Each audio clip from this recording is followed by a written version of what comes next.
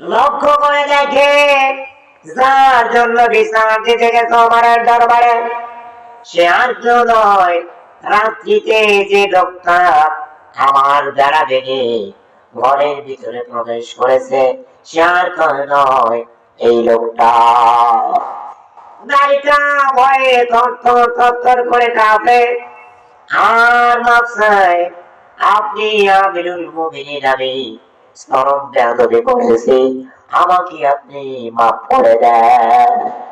হযরত ওমর বলে, ওহে নারী, ভুল তো তুমি করোনি, ভুল করেছে আমি, কারণ আমি আমার এই রাস্তায় আমাকে দেখে সবাই ভয় পায়, তোমার হক আমি আদায় করতে পারি নাই, কারণ তুমি যুবতী নারী আর তোমার কাছ থেকে তোমার স্বামীকে আমি 40 দিন ধরে সেই সীমান্তে পড়ায় প্রেরণ করেছি, আমি তোমার সাথে ভালো ব্যবহার বিচার করতে পারি না।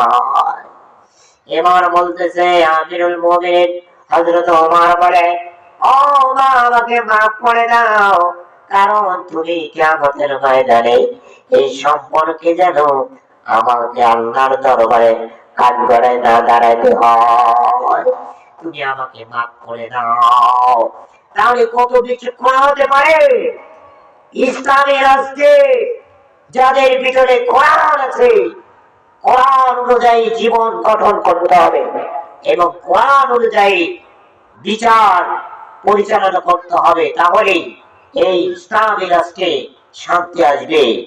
আল্লাহ রাব্বুল আলামিনের কোরআনুল কারিমার যে বিধিবিধান, এগুলো মুসলমানের প্রত্যেকটা মুসলমানের এই দাবি চাওয়া অবশ্যই ফরজ।